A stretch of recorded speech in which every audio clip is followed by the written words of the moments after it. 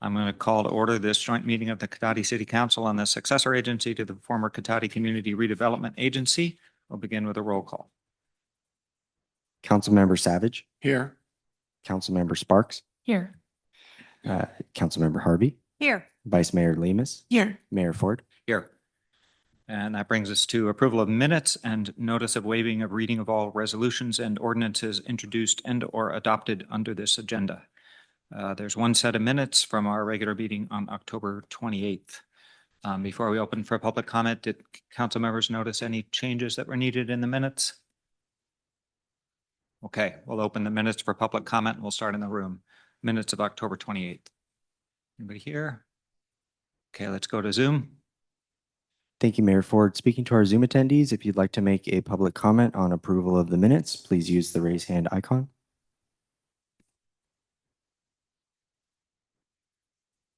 Seeing no hands, Mayor Ford, that will end public comment.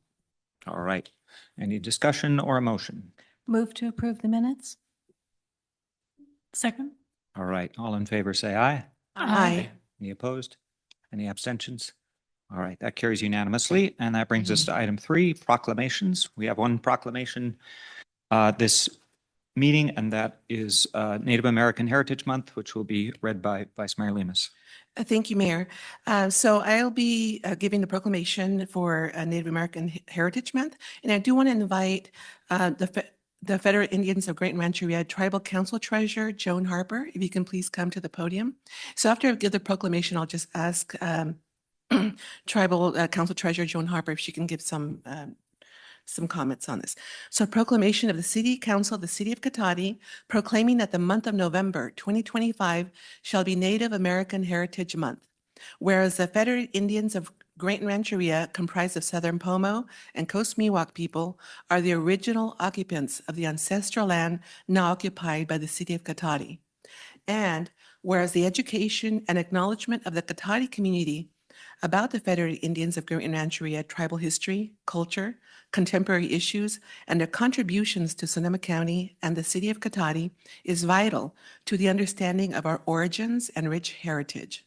And whereas the Federated Indians of Great Rancheria maintain a harmonious relationship with the ecology of this area, including knowledgeable and respectful harvesting of animals, plants, and mineral resources.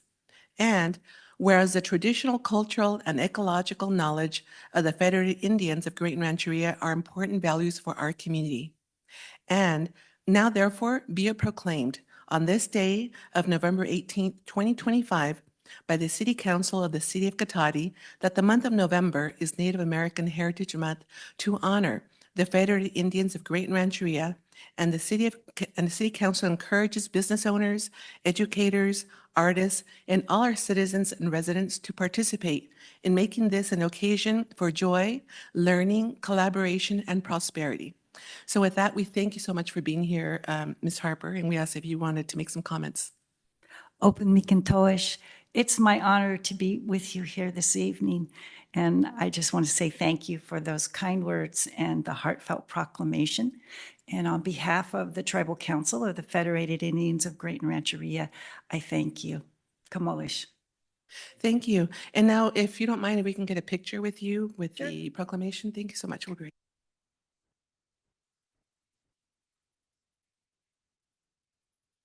Bye. So you can turn that back. Okay.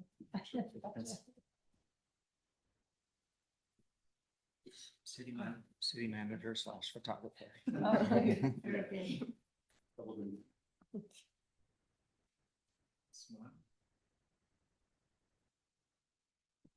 Thank you. Well, Thank you so I much. appreciate Appreciate it. it. Thank you. Nice to be here. Nice to meet you. Thank you. Thank you. Thank you very much.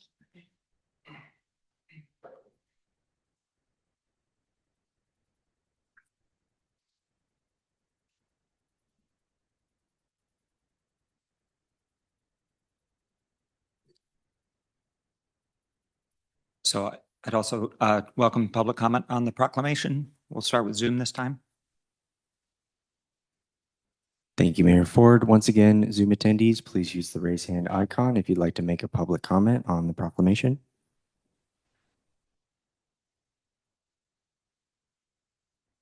Mayor Ford, there are no hands on Zoom.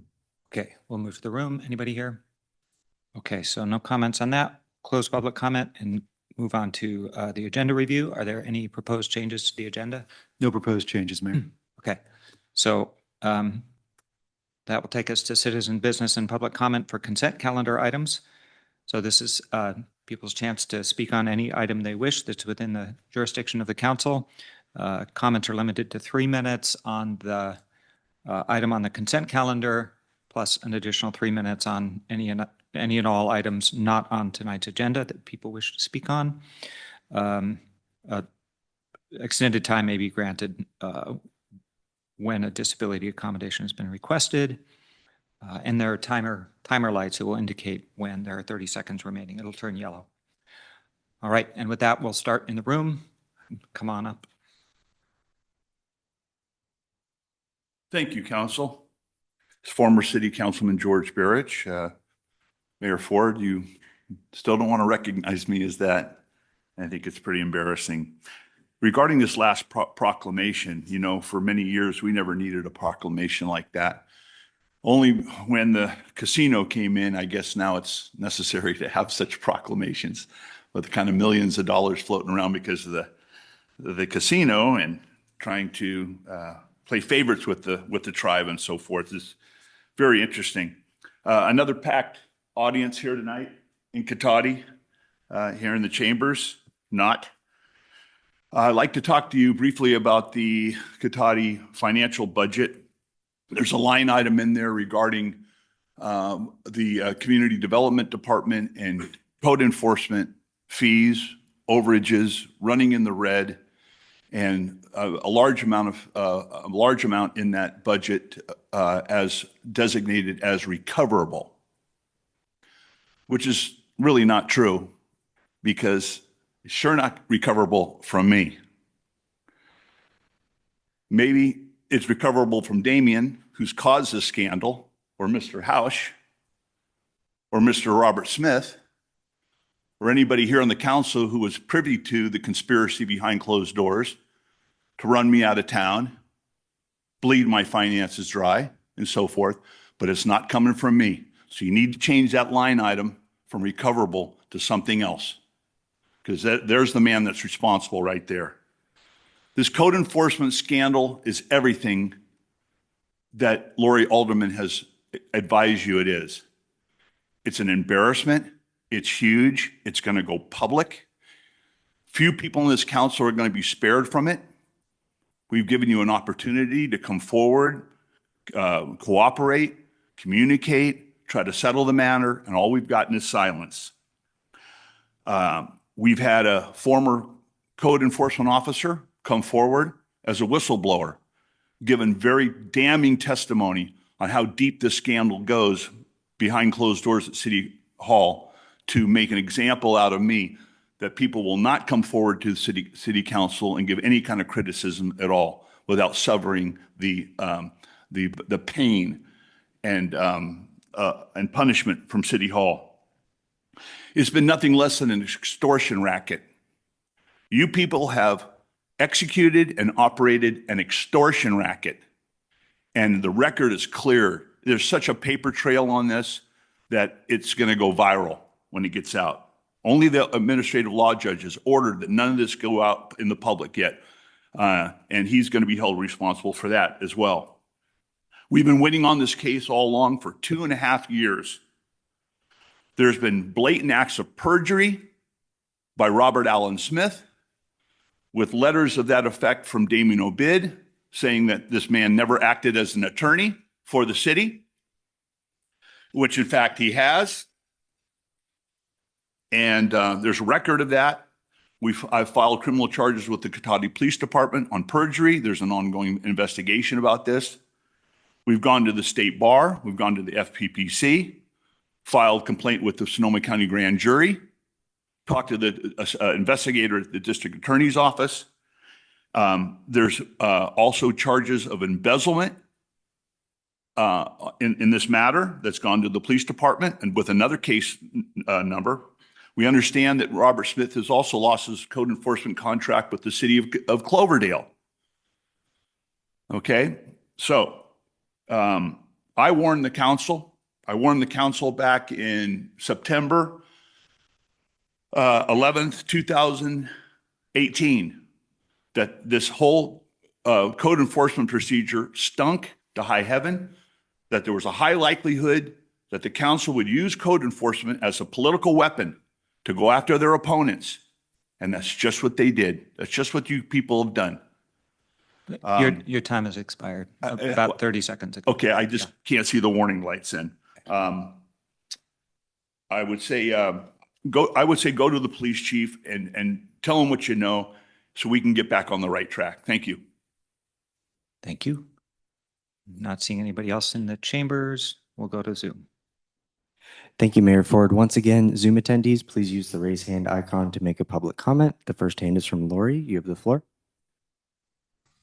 Hi, this is piggybacking on George's one. You guys are in deep doggy doo-doo. It's been 2 years. I have been going in front of you talking about this scandal, and you've done nothing. I will most likely be going to get a writ of mandate and the Superior Court for the misuse of public funds that you've allowed, and that fraudulent billings and things like that of Robert Smith. They spent, I don't know if you know, if they spent the last 4 months trying to take down our case. We can't even find out how much money has been spent because it's attorney-client privilege by Redwood Public Law. But there's been 10 more days of hearings trying to break down a good young man, Braden the whistleblower, trying to take me down. I refuse to even talk now at those hearings, and they're going through January right now. We're 2.5 years. And you're not going to just get rid of George and everything be hunky-dory. There are 6 people who from these hearings that are ready to be plaintiffs in a civil rights suit and there are 2 of us that have ADA claims because of the judge said nope to one request. You guys are in deep problems, and and it's all been engineered by Robert Smith from day one. He lost the first day. We proved it, and he's gone and held these hearings over and over again, readdressing the same issues for 2 years because you guys want to take down George, and you've known it, and you still do this. We can't get the judge, the financial scandal. We don't know who's been paying the judge all year. Not the city of Cotati. We've done PRA requests. And there's nobody that, there's still that $28,000 even to last January. But I filed embezzlement with the city of police because Robert Smith admitted that there's $28,000 that he paid the judge that he's promised to get back from the city. There is this kind of level of criminal behavior going on, and you guys are just ignoring everything, and you're hurting lives. Braden and I did nothing, but we were attacked for days on end, and our rights. And it's 10 days since July of, and also lastly, they wouldn't even let us. They're playing a game with PRA Crest. It's not Kevin's fault, but we ask for specific emails, and they've thrown everything else. I've learned about the 8 Ball. I've learned about me Rancherito, but not the emails they know I want. Thank you. Thank you. Mayor Ford, there are no further hands on Zoom. That will end public comment. All right. Thank you. So that brings us to the consent calendar. There's just one item. Does anybody need to pull that item? Okay, anybody have a motion? Move to approve the consent calendar. Second. All in favor, say aye. Aye. Any opposed? Any abstentions? Okay, that carries 4-0. Brings us to item 7, direction on future agenda items. Any council members have anything they wish to request to be placed on a future agenda? Go ahead, Councilmember Sparks. Just a clarification, did you say 4-0, but there were 5? Did I say? Oh, 5-0. Doesn't matter. Unanimous, whatever it was. Sorry. I have nothing for the future agenda items. There are 3 kinds of mathematicians, those who can count and those who can't. So, all right. Future agenda items. Anybody have anything they wish to put on a future agenda? Okay. That takes us to item 8, the regular agenda. And we have 3 items. The first one is to receive and file the fiscal year 24-25 audited annual comprehensive financial report and the popular annual financial report and the audit report on the appropriations limit. We'll start with the staff report.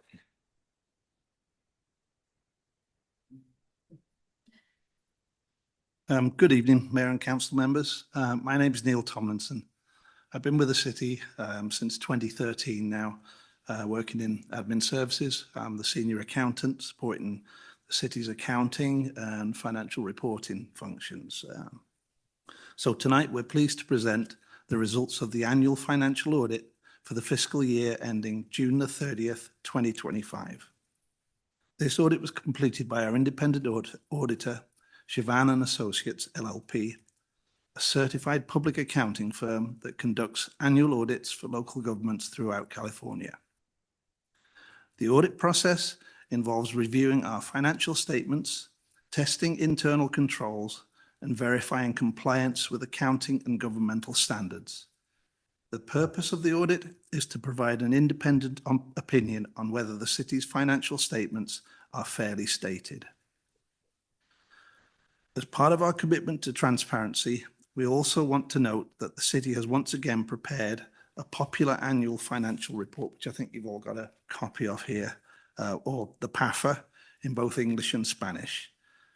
This is a shorter, user-friendly pamphlet that explains the city's finances, projects, and accomplishments in a way that is easy for any resident to understand, not just those with accounting backgrounds.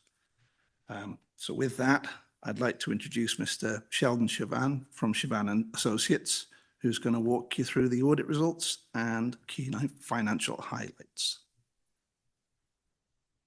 Thank you, Neil, for the introduction. Can you please confirm you can hear me? Yes, we can.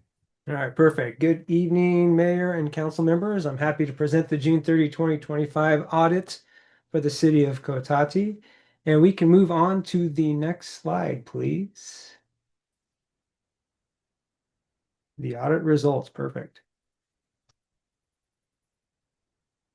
First, I'd like to cover the audit process just to make sure everyone can see how easy an audit is. Yes, that's a joke because audits aren't easy, especially for a first year. So the city did a terrific job in complying and meeting the requests that we made of them throughout the audit process.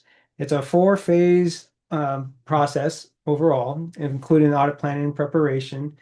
The audit planning and preparation is where we really document the internal controls and identify the significant transaction classes, perform our test of controls, perform our walkthroughs, and finish and analyze the overall financial statements of the city in order to develop the plan for the audit execution, which is phase 2.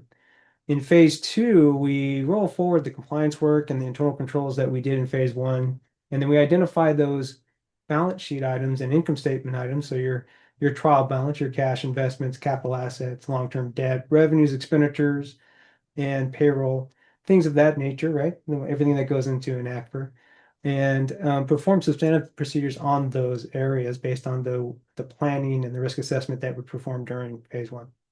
Phase 3 is what we're doing now, the audit reporting, presenting to the council and the ACFR and identifying those areas that might be important to the council and communicate them. Follow-up is anything that might come out of this meeting. So phase 4 is if you decide that there's something you want to have looked into, or if there's more communication that you desire, that's what the follow-up would be about, is to really, if you had something that you just wanted more information on. Next slide, please. So the standards that we follow include the generally accepted auditing standards in the United States of America. For a local government, we also follow the generally accepted governmental auditing standards. Under these standards, the objective is to issue an opinion on the financial statements. In doing so, we want to tell the readers whether or not the financial statements are free of material misstatement. The concept of materiality is something that has evolved over the years. Those two standards that I previously mentioned have defined materiality in both quantitative and qualitative aspects. So the quantitative is fairly simple. We just have benchmarks that we establish for the different opinion units, and you'll notice that the ACFR is quite long. It's about 188 pages. So there's multiple opinion units included in there because you have governmental accounting standards that require different presentations. One set of financial statements is fund-based, and another set of financial statements is entity-wide based. And there are different methods of accounting and presentation in each of those statements.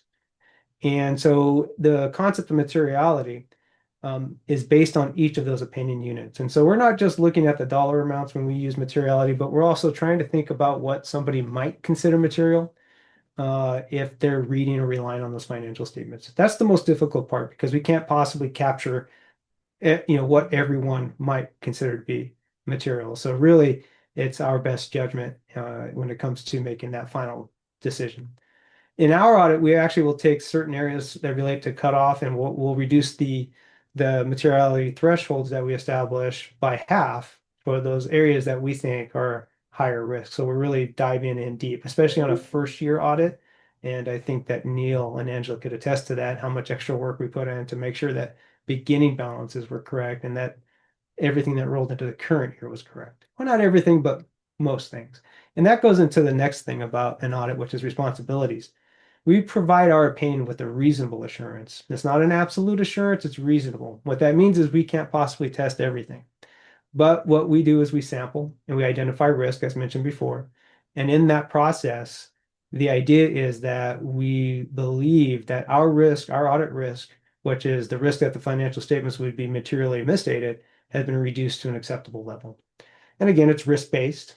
We talked about materiality, and we've talked about internal controls. Internal controls are a big part of what we do, but keep in mind, we don't actually opine on internal controls. We are allowed to issue an opinion on internal controls now. Not 3 years ago, we were not, but now we are, but that's a separate engagement. It's a lot more involved and it's a deeper scope. Next slide, please. What we have here is an analysis of the statement of net position. It's summarizing the current year, June 30, 2025. And of course, it's a history lesson at this point in time. So we're looking at June 30, 2025 versus June 30, 2024 for both your governmental activities and your business type activities. Of course, the business type activities include your water and wastewater funds. And then the governmental activities are multiple funds, including the general fund. And the overall conclusion that you can draw from this, and keep in mind, this is your balance sheet that includes all your capital assets, your long-term liabilities, net pension liability, total OPEB liability, and then any other long-term debt, whereas your fund statements do not include your capital assets and long-term debt. So this is the consolidated version based on your funds being converted into a full accrual financial statement. So this is that higher level, more business-like presentation. The overarching conclusion I draw from this, when you look at these numbers, is that not much changed. The main component here is the net position. And keep in mind, too, in an audit, we're considering whether or not an entity has a lack of going concern. We want you to have a going concern, meaning you're healthy and that you're going to continue to be in operations and the doors won't close.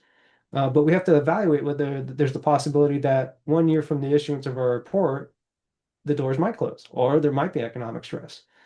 But when you look at the consistency here, you can see it's pretty obvious that as of June 30, 2025, there's no threat that no threat to the going concern of the city. So the overall net position basically did not change. The unrestricted net position did go up, and the restricted net position did go down. So those are the two things I look at and focus on. That tells me that programmatic expenses from operating those restricted programs during the year actually increased, whereas your unrestricted, you had some unrestricted monies coming through that you may have not previously had in June 30, 2024.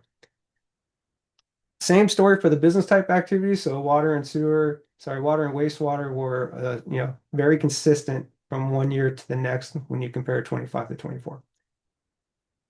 Next slide, please. So this is the actual revenues and expenses for the governmental activities and the business type activities. So it's your income statement.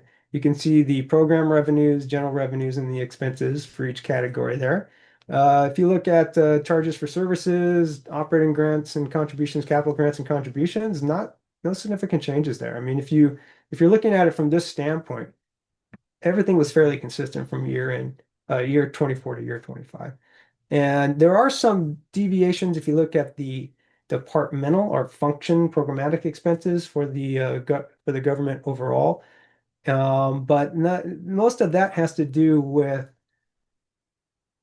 how the programs and what those program needs were for the year and then the budget. Also, there's conversions for and adjustments for pensions that impact how things are allocated between general government, public safety, and public works, and community development, of course. So again, the overarching story here is that consistency from one year to the next. And the same thing for the water and wastewater, very consistent from one year to the next. The interest income was $350,000 interest earnings for the business type activities for June 30, 2025. Next slide, please. This is a summary of the non-current liabilities, and there should be a little pop-up window here. It's going to talk about net pension liabilities. There it is. So the net pension liabilities combined for the city were $5.6 million. And so that's actually not that bad if you look at other cities, but for your city, I'm sure you're looking at that going, how are we going to fund it?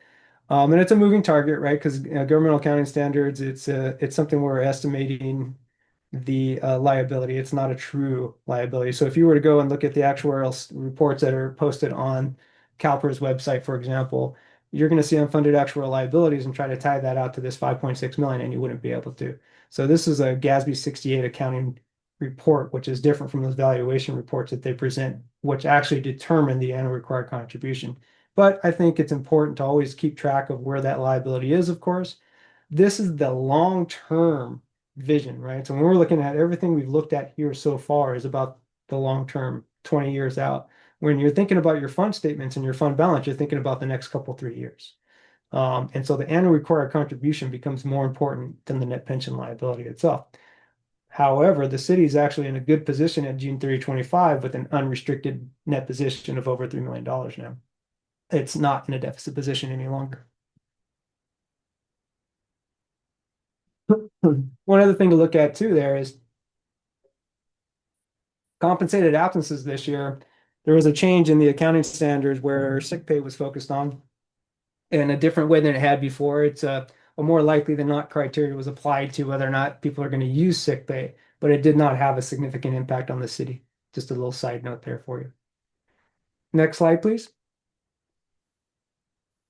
This is a look at your fund balance. So we're more into the current picture now in terms of what the next 3 years might look like, and a good starting point for your budget, which is already out. So again, we're talking about a history lesson, right? But it's good to know that, where you thought you might be is where you're at, right? So your starting point is what you expected it to be. And so overall, though, if you look at the unassigned fund balance in the general fund, 4.4 million, that's in terms of financial health, that's what we want to see. You also have got your committed for emergencies, which meets the reserve requirement per city policy. So overall, everything's been as expected and very financially healthy from that standpoint. And of course, you've got restricted fund balance in there for your inclusionary housing fund. The concept here, by the way, major funds versus non-major funds, you're going to see that in the fund financial statements in the annual comprehensive financial report. So there's specific criteria that makes a fund major. You can classify a fund that's non-major as major if you would like. So management can make that choice, but you can't go the other way. You can't take a major fund and make it non-major. If it's major, it meets the criteria, it has to be presented as major. So that's what you're seeing here is a general fund, grants fund, inclusionary housing fund, low-income housing fund, and the city capital project fund are actually major. It looks a little funny here to see that low-income housing fund with no fund balance. The issue is that, or the reason is that there's something called deferred inflows of resources. And it happens to be that the loans in that low-income housing fund are deferred, and that deferred inflow is what's causing that fund to become a major fund. Next slide, please.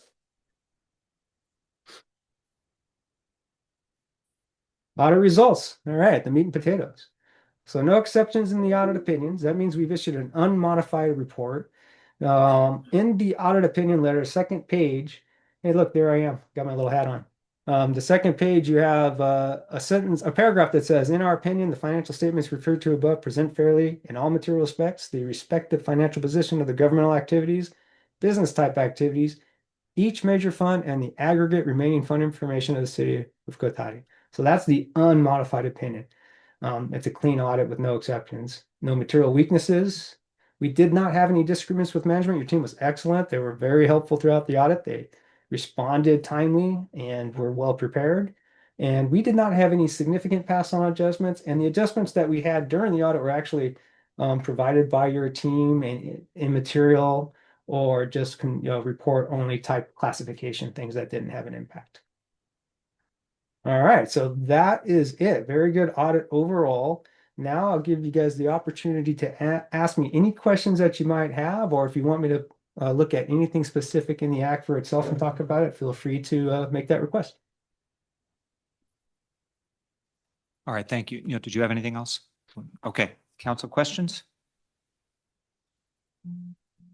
Vice Mayor Lemus.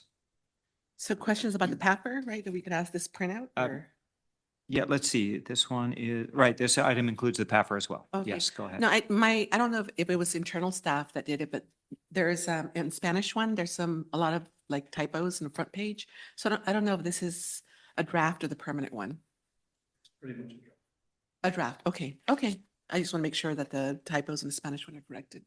Okay. So- Thank you. So pass them on to you if we find things. Okay. Okay. Okay. Thank you.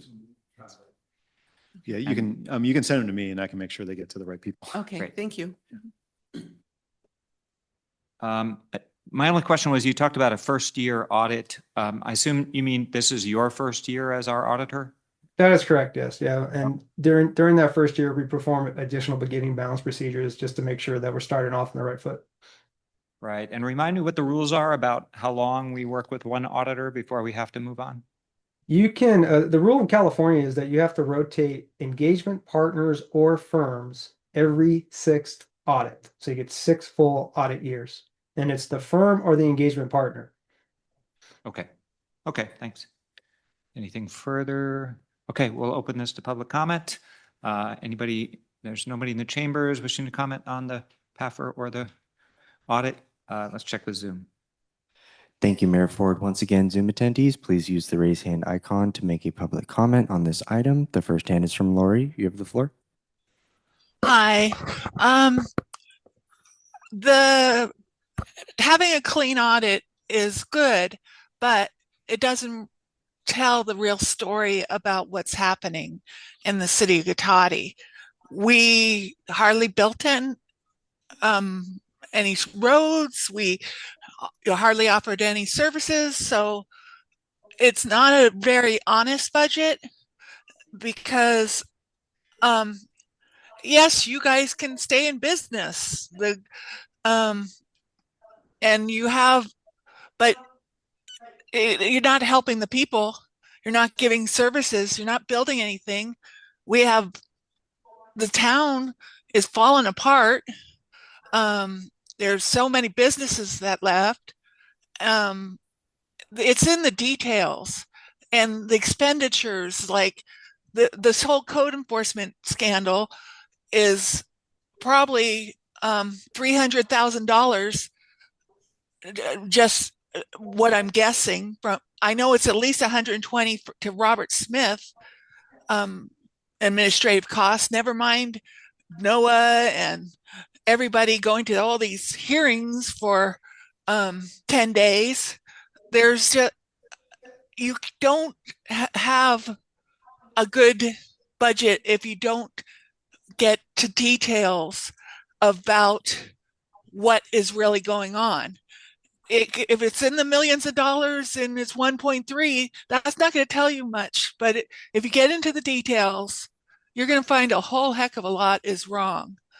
And discrepancies and like overages on code enforcement budget, by which I told you about long ago. There's I started out as an accounting major in college. I'm glad I stopped, but I do understand all of this, and I don't think we need a real budget and not that CAF, whatever that one. It tells how the city's doing in the big one, but you guys need to be a little bit more honest to the people about how we're really doing. Thank you. Thank you. Mayor Ford, there are no further hands on Zoom. That will end public comment. Okay, back to council. I did hear a statistic recently that our pavement index for our streets is up to something like 75 from somewhere in the 50s. So That's correct. And actually, I believe we have the highest pavement condition index in the county okay, so because of a heavy investment by the council. right, that long-term commitment by the council is showing. Great. So discussion of the audit or the financial reports, either the detailed one or the public one. Councilmember Sparks. Just to follow up on your comment, they were covering the regional pavement condition index scores on KQED last week, and I heard it, and they said Larkspur was the star student with a PCI somewhere around 84. So we have something to work towards for get our gold star. All right, a county gold star, not a regional. Okay. All right, any questions or comments about the reports or the audit? Okay, and just as to the difference between the budget and the budgeting process, when we actually work through all that decision, that's a long process we do at the beginning of every year. This is a high level report. Well, I mean, the detail are all here in those 188 pages, but the PAFR and the audit report are kind of high level looks at how we doing in terms of accounting standards. Are we still a going concern, plus high level information about where the money goes? Fair summary. Okay. Anything more you need from, do you need a motion to accept? Okay. No, it's just receive. Okay. We have received the reports. Thank you. All right. That'll move us on to item 8B, the proposed updated park use and special event permit policy. Start with the staff report. Good evening, Mayor and members of the council. Thank you for having me tonight. The last time that the Cotati Park use policy was updated was 2018. And as you know, we just recently updated the municipal code that had a lot of the park laws in it. We realized it was time for an update. So we've gone through and made some of the updates that are match now with the new Muni code updates, as well as updates to things that have changed over the years, like amenities, parks, and a few other things.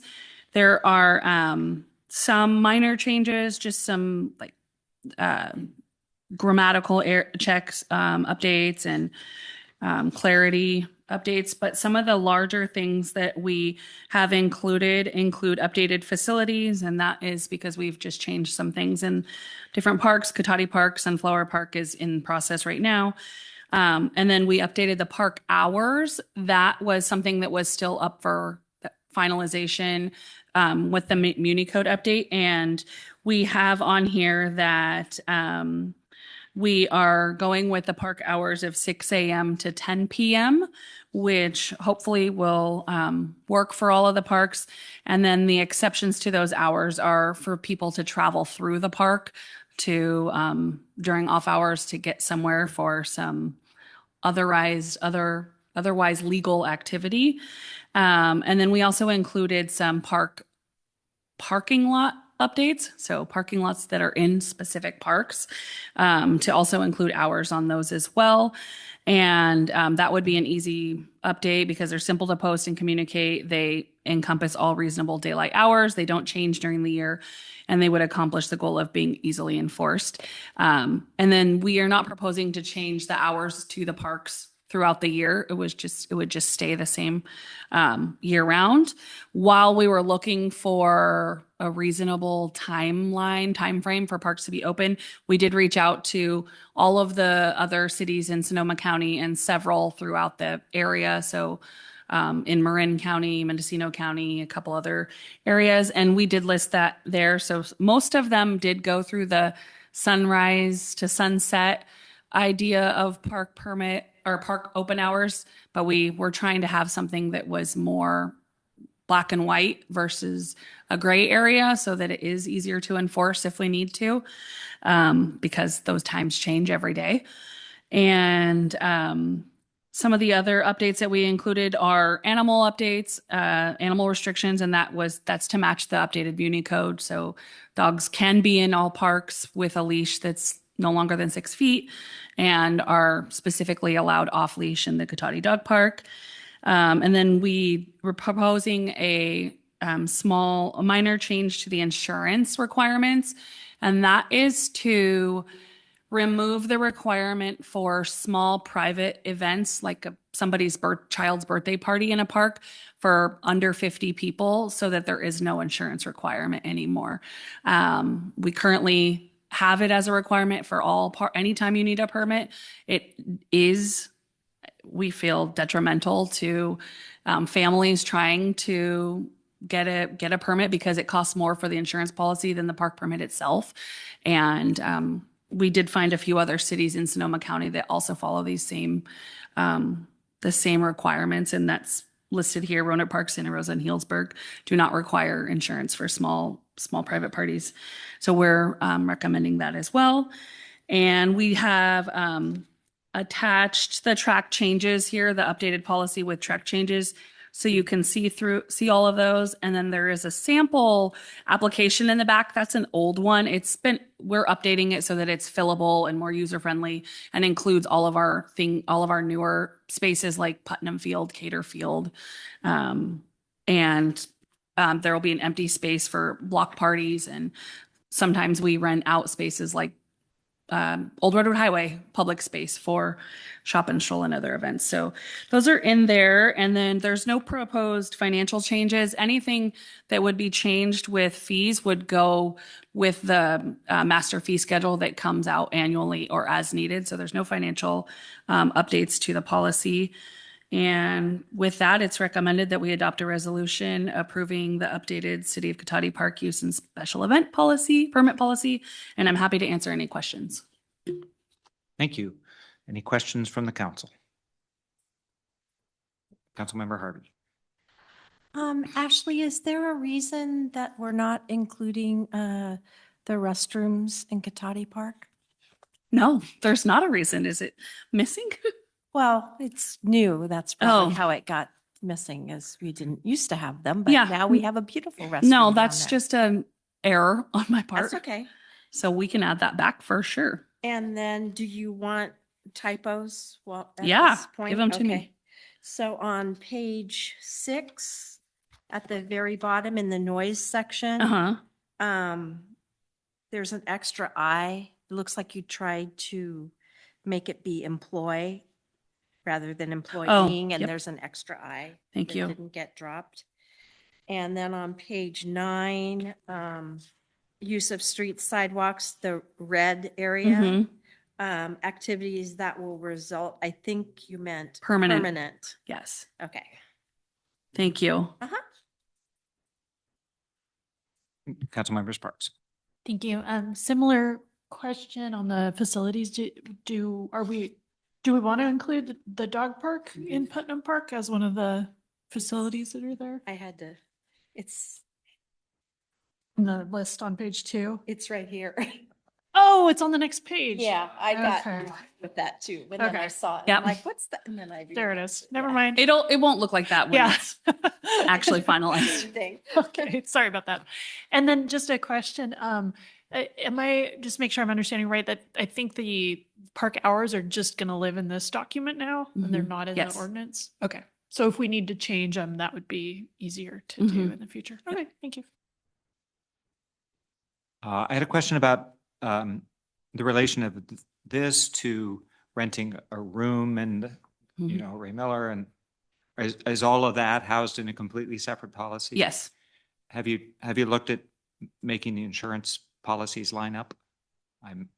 I would propose you think about that. Okay. We have to make updates to that policy still too. Yeah, I but just, we just haven't yet. as someone who years ago used to try to organize events here, that was a non-starter. Like, Yeah. you're going to hold a 20-person event and pay $500 for insurance? I don't think so. So if we want people to use that space, it's the same issue there. Noted. Okay. Anything else? All right, let's open for public comment. We'll start in the room. Anybody here wishing to make public comment on the parks policy? Not seeing anyone. We'll go to Zoom. Thank you, Mayor Ford. Once again, Zoom attendees, please use the raise hand icon to make a public comment on this item.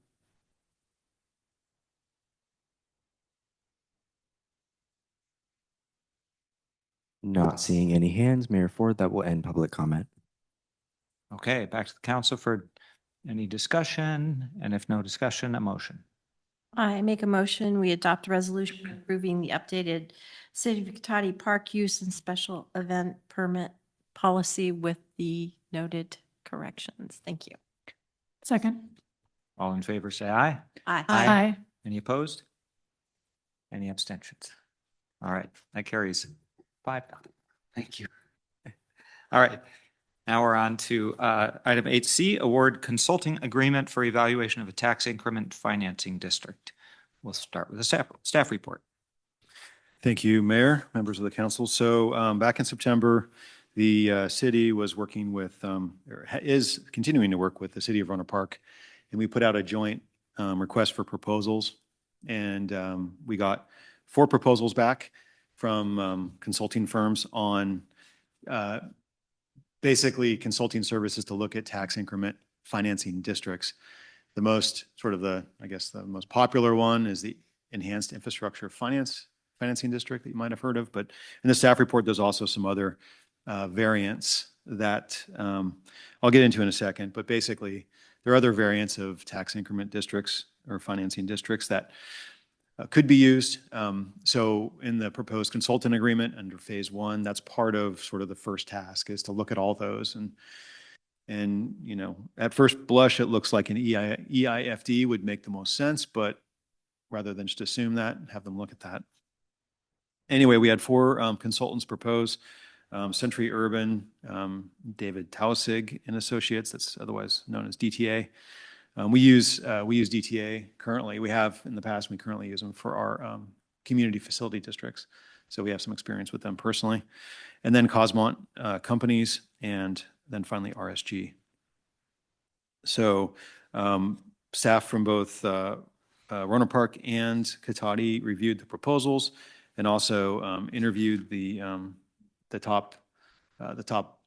that fell out of the top from the review, and then also checked references on those companies, those top companies. So from that, you'll see in the staff report that we're recommending, and Rohnert Park is doing the same, recommending that we go with Cosmont.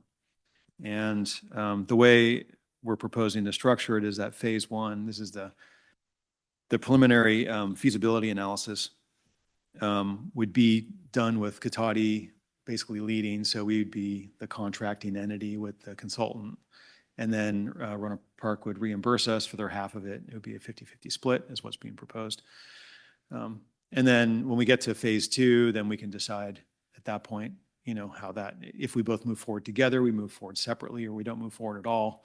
depending on what the results are of the phase one analysis.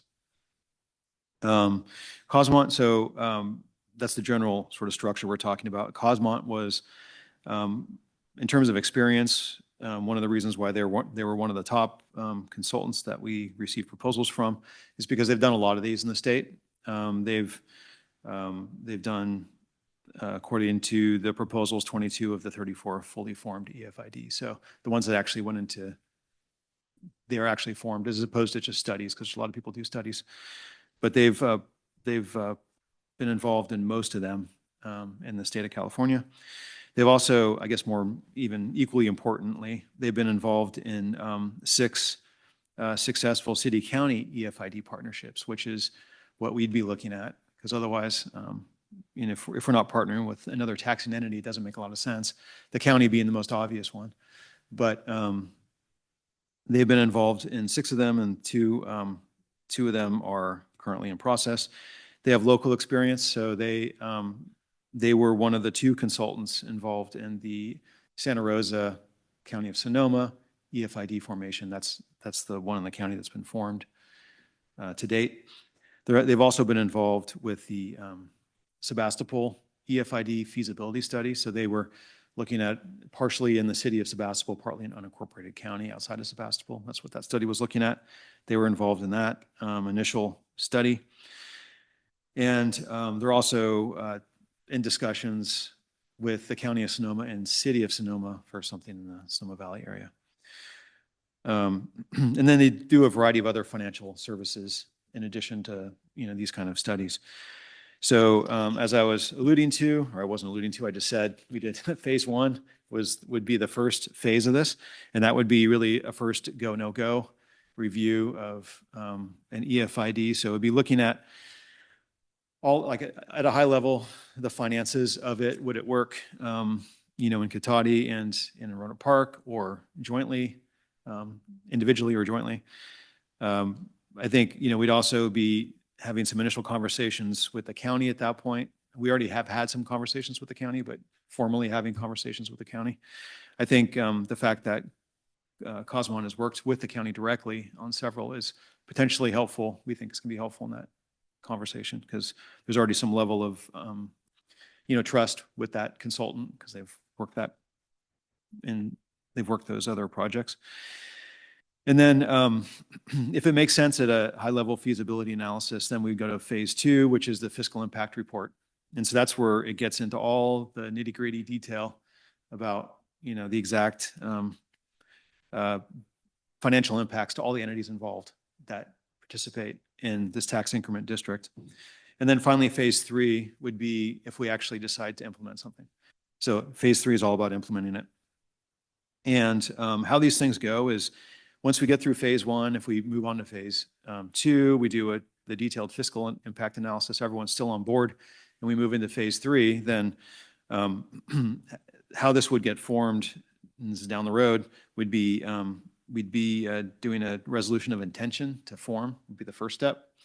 And then we'd have to form a public financing authority. So it would be a separate body that oversees an infrastructure plan that would be developed. So basically, it would be another, I mean, it would be a Brown Act body. If it's formed, like say, with the county, for example, you'd have city council members and county supervisors. And the exact number we would work out as we get closer. But you'd have both parties on the board.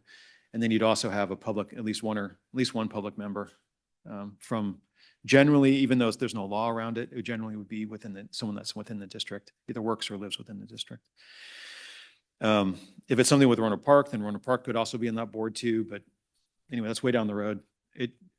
Just so you understand that how these things actually operate is there's a public financing authority that's separate from the city council that would then approve the infrastructure plan that these revenues would go to build. And it is, as I was saying earlier, the reason why you want to partner is because if we did it ourselves, there's really no benefit because it's a tax increment thing. So it doesn't create a new tax. What it does is it sets a baseline year. And then as properties in that district boundary, as they escalate in value, as part of this whole process, you decide, how much of a percent of future growth, future property tax growth would go into this district to finance defined infrastructure. So if it was just ourselves, we'd just be taking our own general fund money and redirecting it and limiting it rather than having full discretion over how you'd use it, which obviously wouldn't make a lot of sense. But if you have another partner in the project like the county, and the reason why I keep on saying the county is because the county is one of the main recipients of property tax. We only have a 10% share. The county has a much higher share than we do. So they're the obvious partner. You can't partner with schools. That was one of the things post redevelopment. The state laws, as they crafted these new tax increment districts, you can't partner with schools because, I think really what it comes down to is the state has a constitutional requirement to fund schools. And so they want to redirect all the property tax they can into schools to satisfy part of their constitutional requirement. And if schools are involved in these kind of districts, then you could potentially end up rediverting some money that could go into school operations in like infrastructure, for example. So that's why the schools aren't allowed to be involved. So basically, it's schools in the county are the biggest recipients of property tax. And also in the packet I put, the county has a policy about these type of tax increment districts that they would follow. And that's why suddenly you're hearing about a lot of these things happening in Sonoma County. Santa Rosa was the first, and they were just going on their own initially, but then the county got involved. The county didn't have a policy, so that was why it took so long, because they had to work through that process. But now that the county has a policy, it's very clear what the county's sort of boundaries are, and makes it much easier to have that conversation.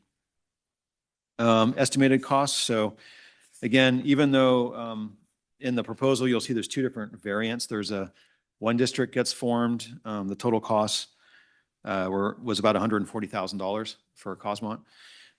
If we did two different districts, so remember we're partnering with Rohnert Park. Let's say we decide at some point we don't want to be together in this, and we've each form our own different districts, then the total cost would be $185,000 for Cosmont. But those extra costs really come in phase 3. So phase 1 and phase 2 are the same, regardless whether it's 1 or 2 districts. It's really the implementation phase that creates the extra cost.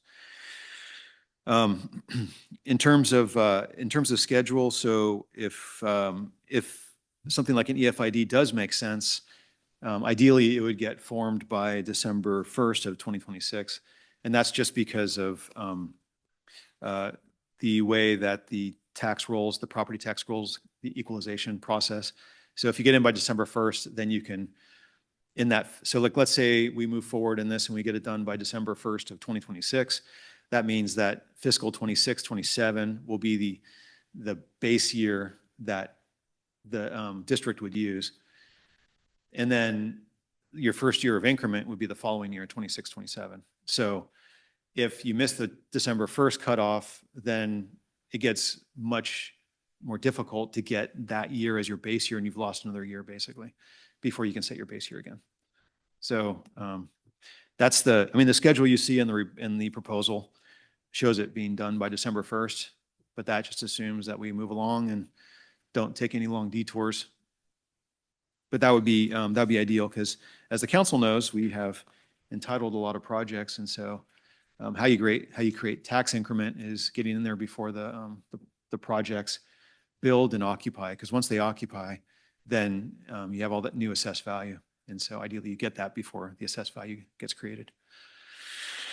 And I think that is it. One other little side note is, even though I said that the proposal here is that we do a 50-50 split with Rohnert Park, you recall that we previously had got a proposal for a taxing, doing one of these districts, and doing it on our own would be more expensive than the 50-50 split. So even at 50-50, it's less expensive than doing it on our own.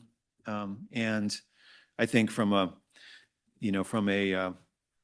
just being an equal partner in this process with Rohnert Park, it's just my recommendation that we do it that way, rather than trying to split it on population or some other sort of basis where we're sort of a junior partner, and that's how I think it would go. in terms of how we're treated through the process. So I'll stop there, but I'm happy to answer any questions if the council has any. Council questions? Start, Councilmember Sparks. Thank you. And two questions. First one is, I'm looking for a little bit of explanation on the difference between a couple of these work items in the work plan. So item 1.3, I'm on packet page 311.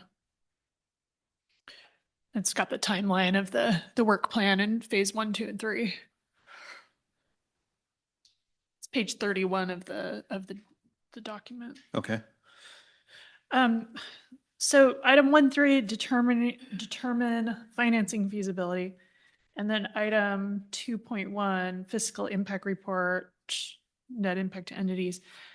What my question is, how much are we going to know at the end of phase 1 in terms of whether this is going to be worthwhile? Because I'm not sure right now whether we're committing to paying to do phase 1 and then at the end we're going to know if this is going to be worth it or not, or paying to do phase 1 and then we're going to have the little bit of the details sketched out and we're not going to know if it's financially worth it or not until the end of phase 2, in which case, we might as well decide right now if we want to do both phase 1 and phase 2 or not. You know what I mean? So can you just explain it, like how much we're going to know at the end of 1.3?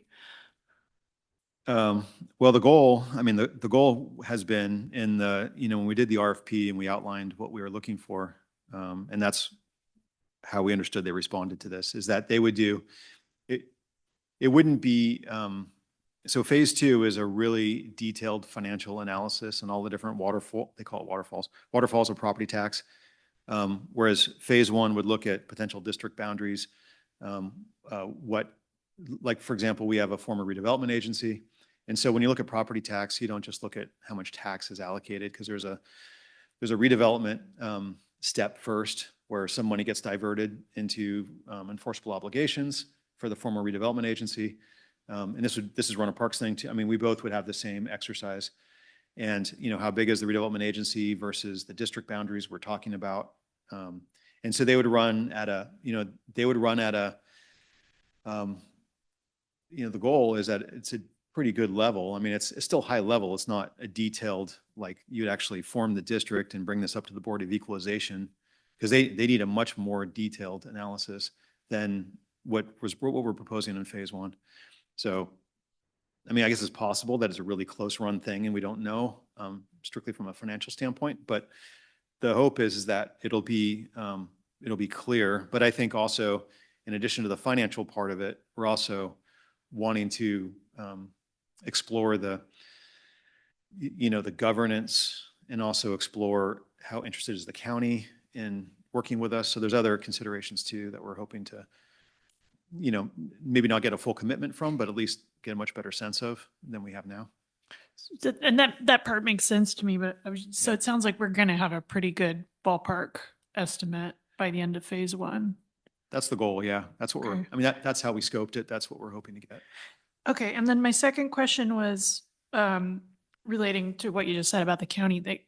Are they going to be doing the same timeline of their study? So for example, I mean, like when we're finishing phase 1, are they going to be also finishing phase 1? Whether they're going to continue with phase 2, we can all kind of make that decision together. So what the county is going to be concerned about primarily is the fiscal impact report, which is phase 2.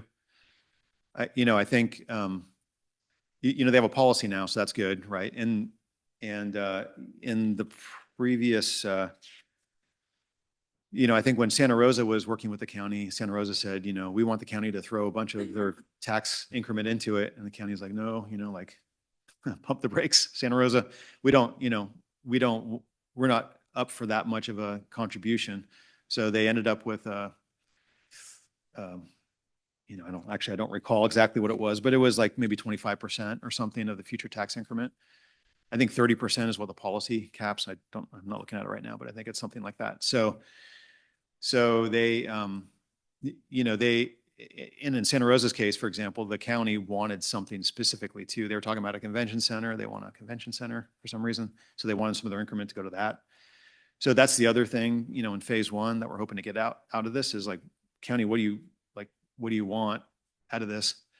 Because my hope is that just us being able to fund projects that'll remove barriers to just allow underused or vacant properties to develop would be enough, because even at a, you know, if they contribute a quarter of the tax increment, they're still going to get a quarter of a much bigger number if those properties develop. So it'd be, that's why it's a win for them, is if these properties do develop, then they get that, all that extra tax increment. Because right now it's vacant property and it's going to stay that way because there's some obstacle to it developing. So just to follow up, the how much of that are we going to find out from them during phase one? You know, like I just want to know. Yeah, they so I can't say that they're going to say, yeah, we're committed, but we're going to have a pretty good idea of where they stand and what their issues are at the end of phase one. And then when we get to the fiscal impact report, we can dive into whatever the fiscal fiscal sides of those issues are that they're concerned about. So, I mean, it's going to be a step process. I mean, we're not going to get a full commitment after phase one, but I'm hoping that at least all the landmines will be uncovered and we'll at least generally know where they stand and what they want. Yeah. So, okay. Thank you. I guess the rest of mine is discussion. So. Yeah. Thanks. Vice Mayor Lemus. Yes, I had a question. I know that, you know, our goal is to kind of extract some benefits from with the EFD. Are there any other like similarly situated cities that kind of have as examples? I know that there's Sebastopol, you talked about Santa Rosa. Are there other kind of similar situated smaller cities like ours that are examples that it would be beneficial? Yeah, I mean, there's a variety of them up and down the state. I think the There's some proposal has some. Yeah. Okay, the proposal. Okay. Yeah, but you know, really what it comes down to is what kind of increments available. You know, because when we do the initial fiscal study, we'll be able to see like what are we talking about in terms of dollars, and if the county joins, what are they going to contribute to that, and what are our needs? You know, ideally, what are the things that are going to either from a you know, like an obstacle to development perspective, like if we could just get this one thing done, it would unlock all this development, right? Which would help. But we don't have the money to do it, but maybe the county could participate in that.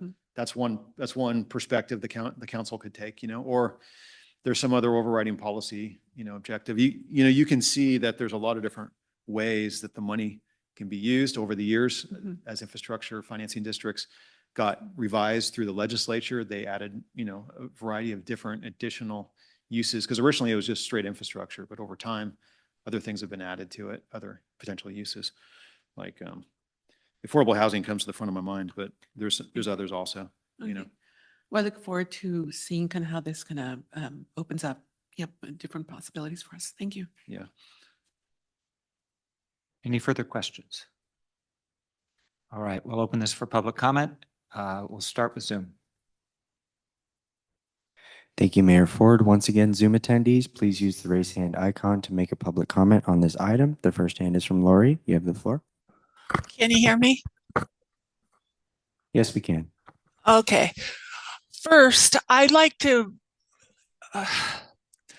every time I say something physically right, the council members, tonight it was Ben Ford and Laura Sparks, you bring up the one thing that's positive that you have in the city, that you had the pavement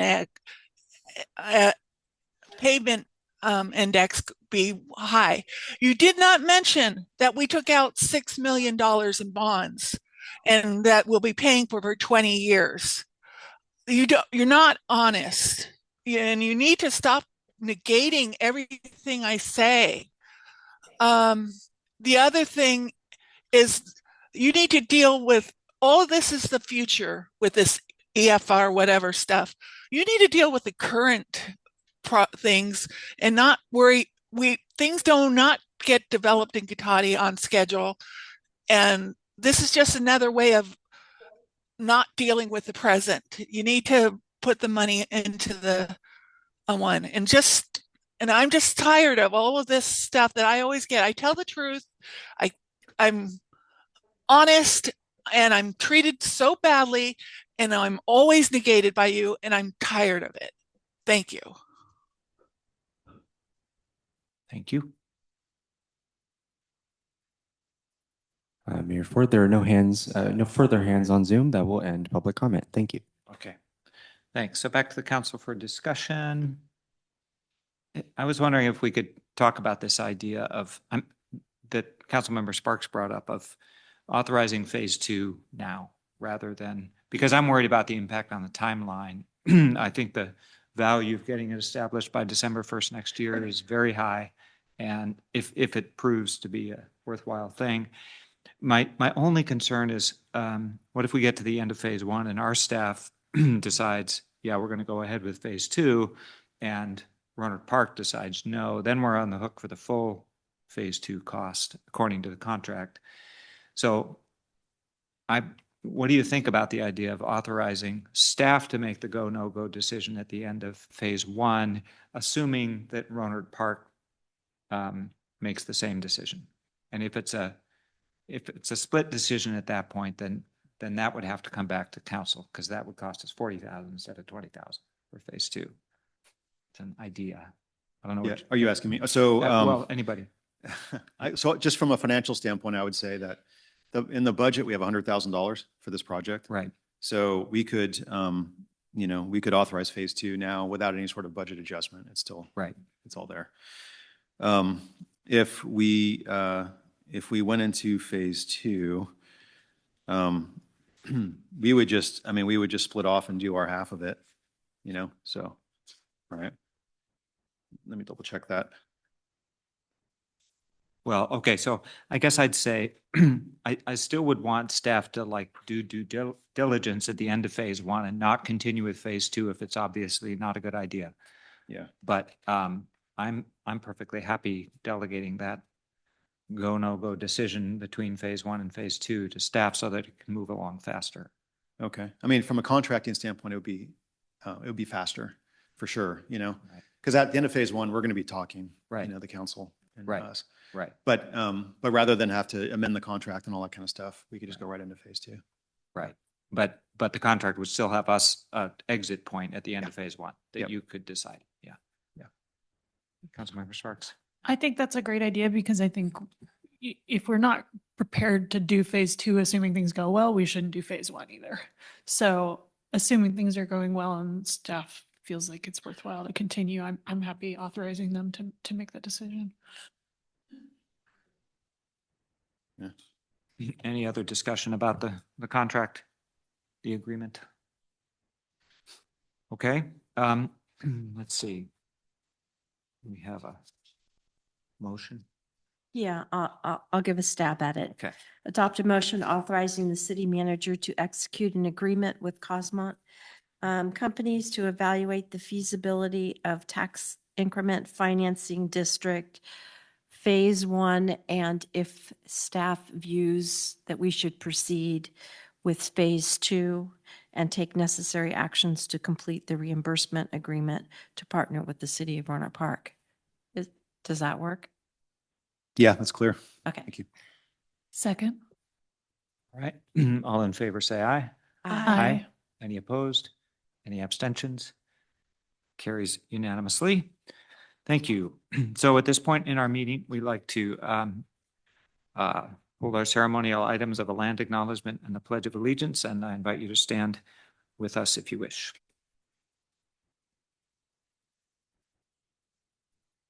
The city of Cotati recognizes that we're on the ancestral lands of the Coast Miwok, who are the original caretakers of this area. We respectfully acknowledge the indigenous peoples who have been stewarding and maintaining a relationship on this land as knowledge keepers for millennia.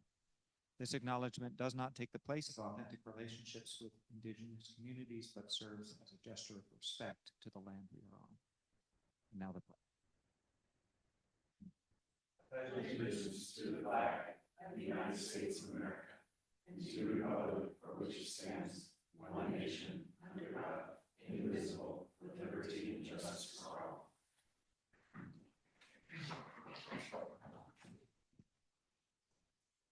Thank you. That takes us to the city manager's report. And council members' reports. We'll start with city manager.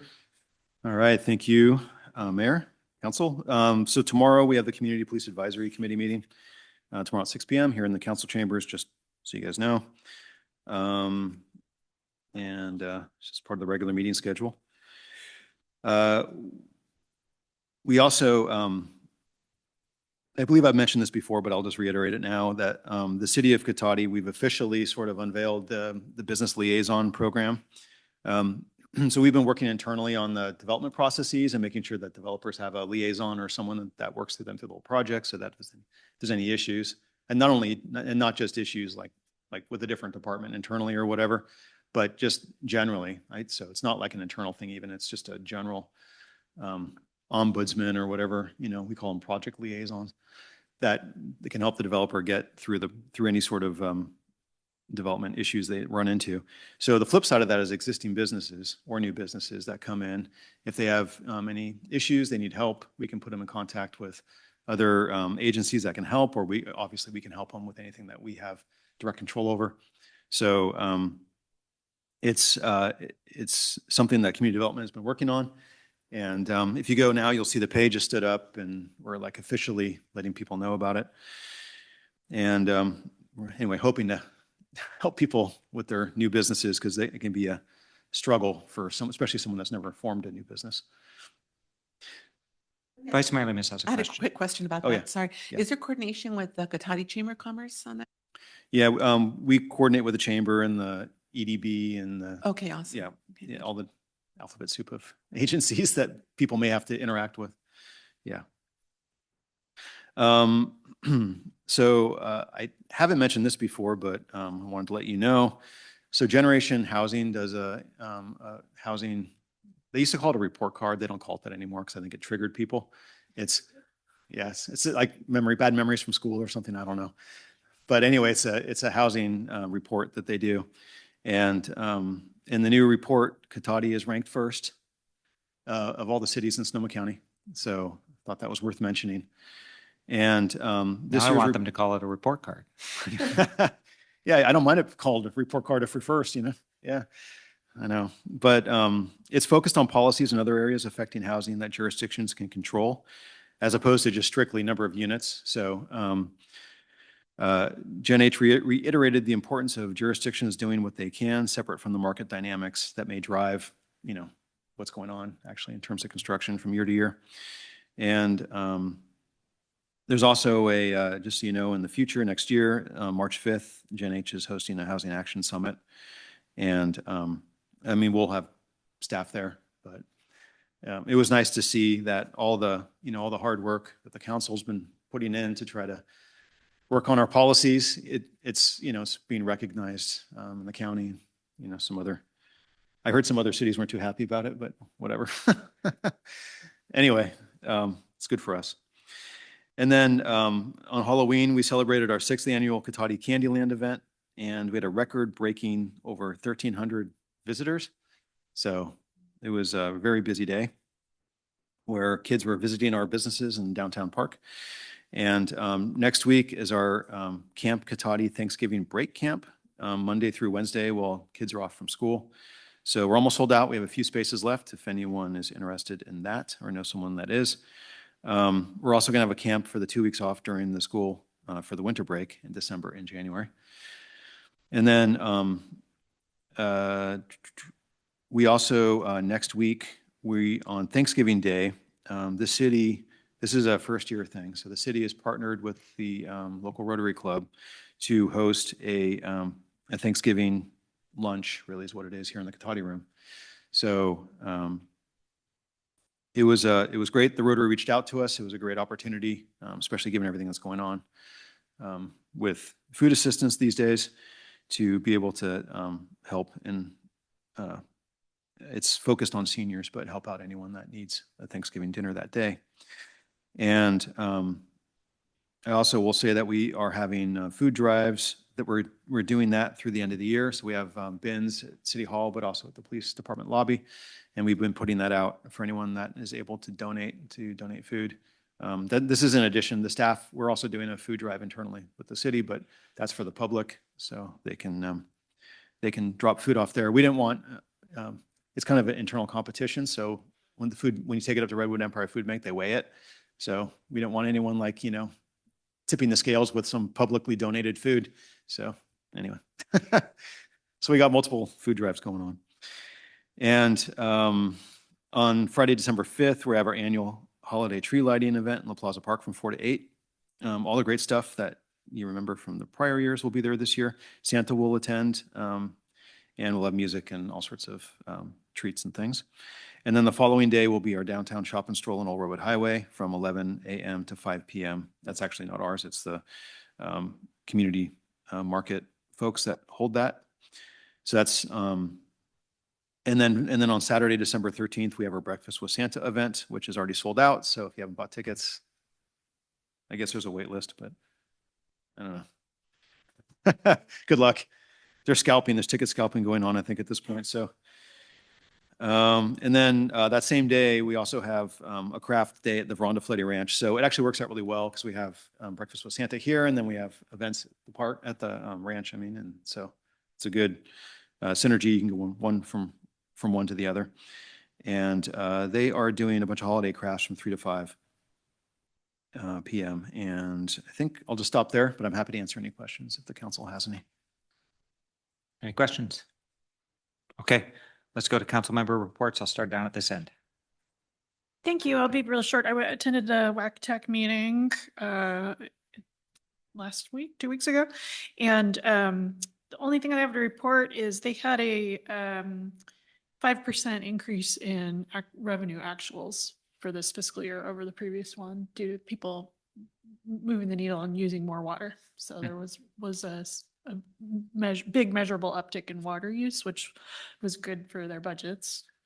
And then also we voted on the statement that we approved at our last council meeting. Everybody, I think it was unanimous. Everybody supported that. And they had, as of the day of that meeting, they had the highest total Chinook salmon count for that time of the year since they started keeping records. So they had 3,400 Chinook that had gone through the fish, along Russian River. And so if it keeps up at that pace, it'll be the highest we've ever had. I think it's like 6,700 or something was the most that have gone through in the whole season. So good year for salmon so far, and they're hopeful that the other species are going to be similar. So we'll see. Thank you. Councilmember Harvey.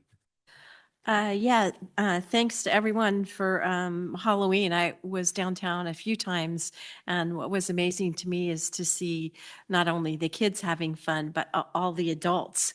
I don't think I recall seeing so many adults dressed up, but there were, whole families dressed together in a theme, which was really, I thought, very, very cool. I attended the LAFCO meeting on was the 5th, and we got the service review for Rancho Adobe and Sonoma Fire, and a sphere of influence request from Sonoma Fire, and that was approved. And so the next thing that it looks like will happen is they will put in an application so that Rancho Adobe will be, if approved, tucked in with Sonoma Fire. So that was a very interesting meeting. I also attended the beat meeting that the police put on. It was not extremely well attended, but it was very informative, and appreciated getting to sit down with the officers and the chief. I attended on the 30th the groundwater sustainability. And the thing to note of there is coming future, they are looking at a couple of the items in our JPA agreement. So I think our lawyer friends will be looking at some of that. But basically, we're trying to fix, in particular, we've had problems with some of the majority votes and things like that, because they made them so strict that we've had many times where we've not had enough people to pass anything. And it typically is the county supervisors that aren't there. So we're looking to change some of those voting requirements, and then just a little bit of cleanup. So that will be coming soon.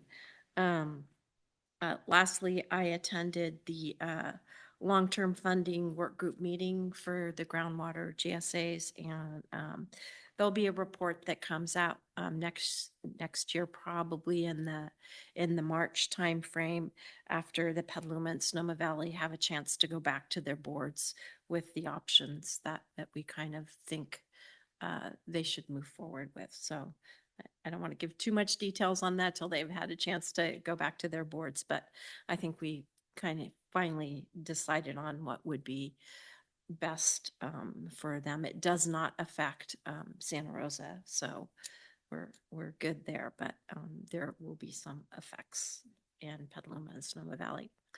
And that's all I have. Thank you. I have three brief things. Last Thursday was Sonoma County Mayors and Council Members Association board meeting, and we heard from Allison Goodwin, the executive director of the Redwood Empire Food Bank. The food bank has seen a big uptick in demand, even prior to the shutdown and the affected benefits. And so this meeting was happening sort of before the shutdown was officially wrapped up. And so there's a lot of panic out there about food security, a lot of people who are really on the edge and reaching out to the food bank. So my plea, support the food bank.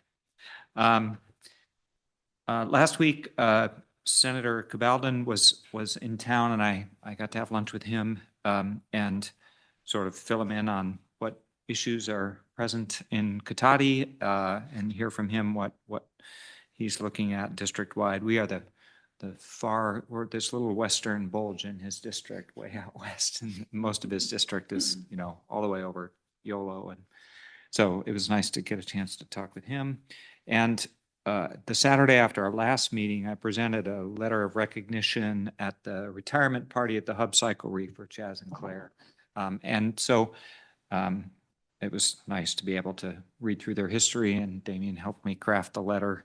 And so this is a reminder to all of us that that is an option for recognizing important things happening in town. Our policy allows the mayor to write and give a letter of recognition for anything that doesn't clearly violate our, the values that we have as a city. So, so I was happy to do that, and it was a great event, and I'm sad to see that chop go. You presented at the mayor's breakfast. What mayor's? Oh, that was since our last meeting? Oh, that feels like so long ago. So the Mayor's Committee on Employment of People with Disabilities. Yeah, is a group that has nothing to do with the mayors, but they use our name, and they invited us, and so it was a great event up at the Sonoma County Office of Ed. That was the Thursday after our last meeting, I guess, right. And the vice mayor and I went to that, and we're happy to be there. And then we're sitting there at the beginning of breakfast, and somebody came up and told me that I was presenting an award. So I got to meet one of the awardees and had a lovely time getting to know her and presenting her award. Yeah, it was a good event.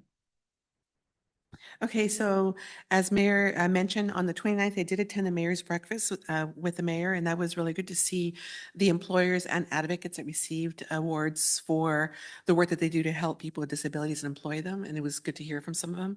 On the 30th, I had a meeting with Supervisor David Rabbit just to kind of update on what's happening in our region. On November 2nd, I went to the Dia de los Muertos. We did Dia de los Muertos here at the Cotati Plaza. It was a beautiful, beautiful event. I was actually there from beginning to the end, but it was a really nice day. I look forward to that event in the future. November 6th, I had Sonoma Clean Power meeting, and they do have a new department, the new Community and Government Relations Department, and Claudia Simsafu is the leading that department. So they talked about bills that were signed and vetoed, and the vetoed ones are going to continue working on them. The one that was vetoed was AB 527, which would have allowed a temporary CEQA exemption for certain geothermal exploration projects. So they're going to go kind of back to the drawing board on that one. Geothermal, there's been a pivot. Chevron New Energies have pulled out, so they terminated the contract, but with an MOU to continue a partnership and get whatever learnings and kind of first dibs on anything that they learn from that, because they still own Chevron Energy still owns some of the properties up in Lake County that they plan on building that. So we don't know if in the future we'll still develop it, but right now it's kind of just on hold right now. We're continuing to look at transmission and other types of actions and initiatives are needed for Sonoma Clean Power. We discussed Lake County, Lakeport and Clear Lake decision, that they will not be accepting Sonoma Clean Power at this time. And we talked about how the approach will be differently in the future if it comes back to Sonoma Clean Power. On November 6th, I went to Rotary Club, and it was going to be Anne from the Laguna Foundation was going to present, and she wasn't able to make it. Jenny Blaker was there, and she was asked if she could present. So she presented on the work here at the Laguna, and the Cotati Friends of Laguna maybe got more people interested in helping. So that's really good. The 6th, I also went that night to Los Cien, their second cohort bridge graduation. So I went to that. And then I had a Regional Parks Foundation board meeting where they talked about Measure M and how the Board of Supervisors, immigrant support, and preparation for ICE action in parks. So they kind of talked about different things like that. I went to the Rohnert Park Chambers for the toy drive meeting that was mentioned. And it was more focused on Rohnert Park. And I noticed that Cotati, we are kind of taken care of through Rancho Adobe Fire District is kind of working on our toy drive here. I believe that's what they had said, but it sounded like Cotati was already taken care of, but I was listening on what they were doing. Let's see. And I also met with Allison Godwin with the Food Bank about incorporating hunger and crisis into our work and initiatives to kind of just have it in our minds when we're doing our work here. I did last week go to Sonoma State to a launch. They were going to have a lunch and a tour of their ground station. Ed Eon is kind of a STEM program that they have there where they have a project of Sonoma State students that have worked with Howard University and New Hampshire University, and they worked on a satellite that they built, and they're getting ready to launch. It's already attached to a NASA rocket, and it's going out I think this Thursday in the morning. So if you want to interested in seeing that launch, they're going to be looking at the northern lights and kind of seeing how they interact. So it's a great project. They did say that they might want to do some soil project or something here at the ranch because we talked about how we have this new MOU and they have a team of scientists and engineer students that may want some other projects to work on. So that's what I worked on this week. Thank you. Thank you. I just want to say that the Cotati Friends of the Laguna will be having their first Steward Day on Saturday, the 22nd, 9:30 to 12:30. They're going to be meeting in the area between the McGinnis Circle and the Lincoln and Laredo bend there and kind of working around that Elderberry Bridge, I think is what they call, doing both non-native plant removal and also some planting of some new native plants. Great. Thank you all. And yes, now, so the Mayor's Committee on Employment of People with Disabilities was the morning after our last meeting. That's why it feels so long ago. Thank you. Yes, great. Okay, was there any information received after the agenda was posted? Thank you, Mayor Ford. Yes, there was one public comment letter received. That letter will be attached to the item when it comes before the council next year. Other than that, there was no other information received. Thank you.